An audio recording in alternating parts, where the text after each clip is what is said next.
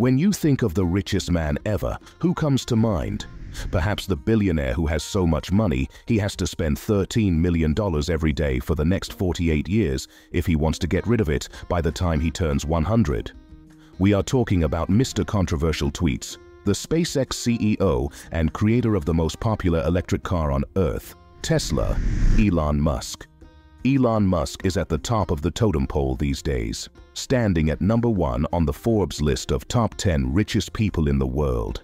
Elon Musk's net worth, adjusted for inflation, is a staggering $230.4 billion. I have no idea how he intends to spend all that wealth. Perhaps that's why he has all these pet projects. Remember his Tesla in space? Yes, Elon Musk's own Tesla orbiting our space? Unbelievable. But let me blow your mind even more. Elon Musk may be the richest man in the world today, but he is not even close to being the richest person ever to have lived on Earth. In fact, you can combine the personal fortunes of Elon Musk and other Forbes Rich List Club members like Amazon founder Jeff Bezos with a net worth of $162.5 billion and Bernard Arnault, the CEO of Louis Vuitton, which, by the way, is currently the largest luxury goods company in the world. Thanks to all the luxury shopping during pandemic, Bernard Arnault net worth is $184.7 billion. You can also throw in the Facebook founder and CEO Mark Zuckerberg with a net worth of $112 billion. All four have a collective net worth of $688 billion, larger than the GDP of Belgium, which is $627.6 billion. Basically, the combined wealth of four men is more than the wealth of a nation. Crazy. But their combined wealth just scratches the surface of the wealth owned by the richest man who ever lived. So, who was the richest ever? And why is he so famous? His name? Mansa Musa, the richest man in history. Ever heard of him? Maybe not if all you have mainly been exposed to is the Western education system with little or no emphasis on African history. And quite honestly, why is he an important topic? The answer to this would shock you. We will also unravel the surprising reason why he was actually famous and still is today. Nobody wants to talk about this, but we will. But first, let us introduce you to the man. Who was Mansa Musa, and what is Mansa Musa known for? Mansa Musa was the Sultan of the Mali Empire in Western Africa, an empire whose influence is still felt today. Ever heard the song Calm Down by Rema, Unavailable by Davido, or Last Last by Burna Boy? Then you have traveled to West Africa, following the sounds of the best Afrobeat legends.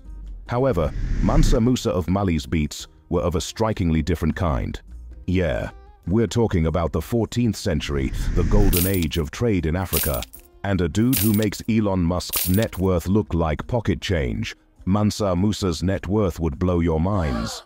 Now, before Mansa Musa became the ruler of Mali in 1312 AD, his brother, Mansa Abubakari II, was the former ruler of the Malian Empire. However, he woke up one day and decided to abdicate the throne, like, peace out, folks. Okay, before we go into why he did this, here is a fun fact. I know you noticed the two Mansas, Mansa Musa and Mansa Abubakari. This was not a mistake. They actually were both Mansas. The word Mansa is not a name, it is actually a title. It means Sultan. Mansa Musa's real name was Musa Keita, and his brother was Abubakari Keita, and their family, the Keita dynasty, ruled the Mali Empire. Now back to why Mansa Abubakari abdicated the throne. He decided there were cooler things to do than rule a whole empire, like traveling to the other side of the Atlantic Ocean to explore. He was so fascinated with what lies beyond the Atlantic Ocean that he went over to have a look for himself. We say himself, but we actually mean 3,000 ships filled with men, women, and slaves. He also took enough gold and provisions to last them for years. He said so long to his brother and sailed into the sunset. Some say he actually made it to South America, but that's a story for another day. The throne was vacant, well, temporarily, until his brother returned. His brother never did so. Musa Keita became Mansa Musa. That said, Why was he so famous, and how did Mansa Musa gain his fortune? We'll get to why he was famous later, and it is not what you think. But first, as to how he gained his fortune. The Kingdom of Mali stretched for about 500,000 square miles and encompassed modern-day Niger Republic and 9 other West African countries including Ghana and parts of Nigeria. This was 5% of the world's population at the time. Mali was strategically located in the thriving African trade route, and it had the most valuable commodities, gold and salt. The gold mines in Mali were abundant in gold, and so were the salt mines. In fact, during the reign of Mansa Musa, the Empire of Mali had half of the old world's gold reserves. That's the reserves of Africa, Asia, and Europe at the time. This was an era of unfathomable wealth in Africa, a period known as the Golden Age of trade in Africa, way before the British rolled in. The Malian Empire was like the richest country in the world, but not many people knew about it because there were no social media and televisions to spread the word. However, Mansa Musa found a very clever way to make his empire go viral. We'll get to that shortly.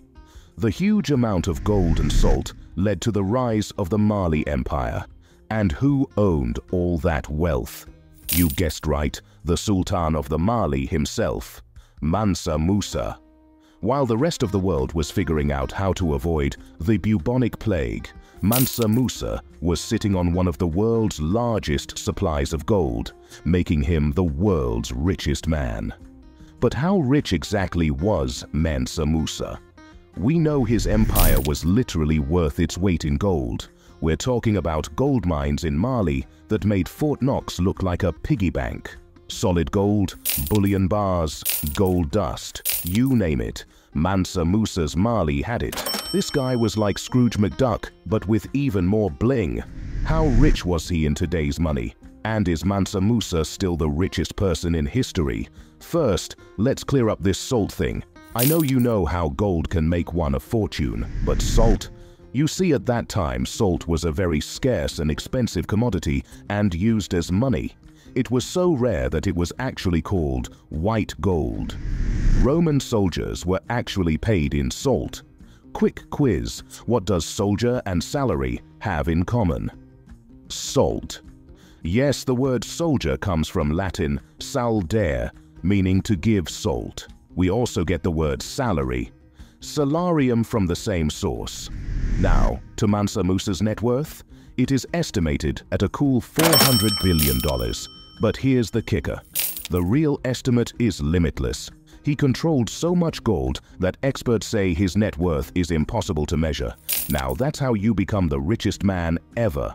Mansa Musa wasn't just the richest man of his time. He still is the richest human ever to have lived. So what is Mansa Musa known for? Although this is not the surprising reason why he is famous, he was known for something remarkable. What was it? His epic Hajj journey, his pilgrimage to Mecca. For devout Muslims, this is like hitting up a spiritual Super Bowl. It's a top-tier bucket list item. What happens at Mecca? Picture this, walking around the Kaaba 7 times, and not just any walk, we're talking counterclockwise. Why? It's a spiritual ritual for Muslims, one of the 5 pillars of Islam. Now, imagine millions of people doing this simultaneously.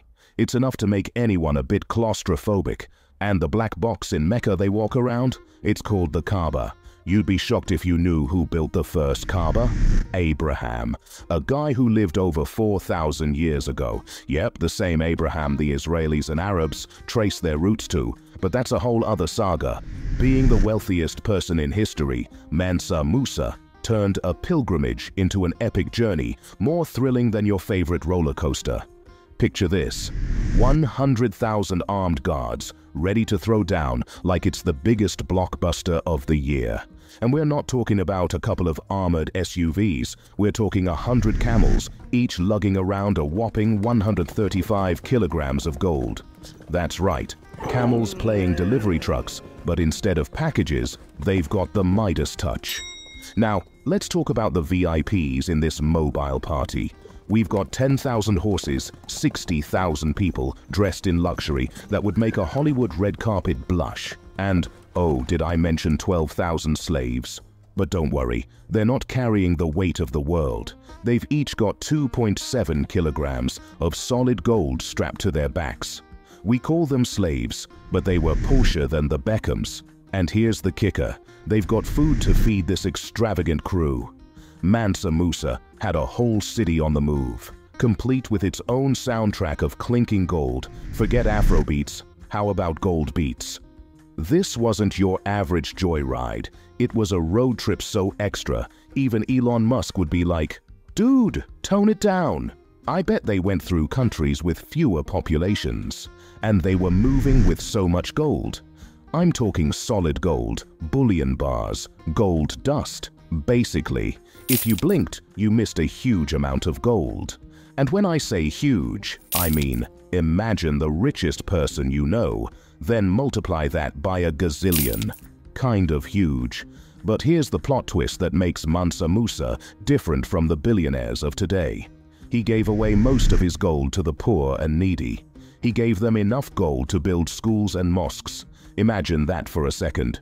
People in these cities are busy minding their business, and suddenly there are scaffoldings and cranes all over the place because one man moved through your city with his moving city. Can you imagine how vibrant he made these economies? However, believe it or not, there was a downside to all of this generosity. Even though Mansa Musa gave away so much gold to the poor and single-handedly eradicated poverty in a multitude of cities in the old world, he didn't get the same result in Egypt. He gave so much gold away in Egypt that Mansa Musa crashed Egypt's economy. Now, hear this. He made everyone rich, and that crashed an economy. Does that mean making people poor makes the economy thrive? I'll leave that with you to ponder on. He did try to salvage the economy by buying back the gold, but Egypt's economy was only able to recover after 12 years. Basically, they managed to recreate the previous inequalities between the haves and have-nots, and all was good with the economy. Namaste. But Mansa Musa's pilgrimage and generosity is not really what made him famous. So what really made him famous? It may shock you to know that giving to the poor is not really what made him famous. That actually was expected of him. Devout Muslims are expected to observe zakat, giving alms to the poor and needy. Lots of Muslims do this, so it was not remarkable. What was remarkable was that no human before Mansa Musa and after Mansa Musa has ever given at that scale, and definitely not directly to people. This made a number of elites question his generosity. They thought him to be the greatest showman. Even the most generous billionaire today has not done this. You got any money from Elon? Jeff? Yes. No? I certainly haven't seen a dime. Billionaires today have foundations and all that, but you know how that goes. Mansa Musa exhibited generosity that was and still is remarkable. And that's what actually made him so famous. He literally went viral. Everyone was talking about this Mr. Beast of the day. And on his return from Mecca, guess who followed him? An actual descendant of Prophet Muhammad. Yes, Muhammad, the founder of Islam.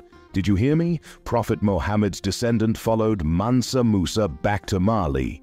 It doesn't get more famous than that. That's like Jesus's cousins following you on Instagram. By the way, if you want Jesus to follow you, make sure you subscribe to our channel. He was so famous that medieval mappers placed him right in the center of the Catalan Atlas. He literally placed the Malian Empire on the map. The Empire of Mali went viral. Mali became the talk of the town, the Dubai of the day. Thanks to Mansa Musa, the Malian Empire, which consisted of 400 cities at the height of his reign, attracted poets from Andalusia in Spain, scholars, architects, merchants, and students from across the world. Mansa Musa made the city of Timbuktu the Malian Empire's city of wealth and learning. Timbuktu University and the famous Jinguereba Mosque were the Harvard and MIT of 14th century Africa. Professors traveled from the Arabian peninsulas and from around the world to study at Timbuktu's Sankore University. The Malian Empire had its oral constitution called the Mandan Charter, which was a human rights charter. So, what's the bottom line?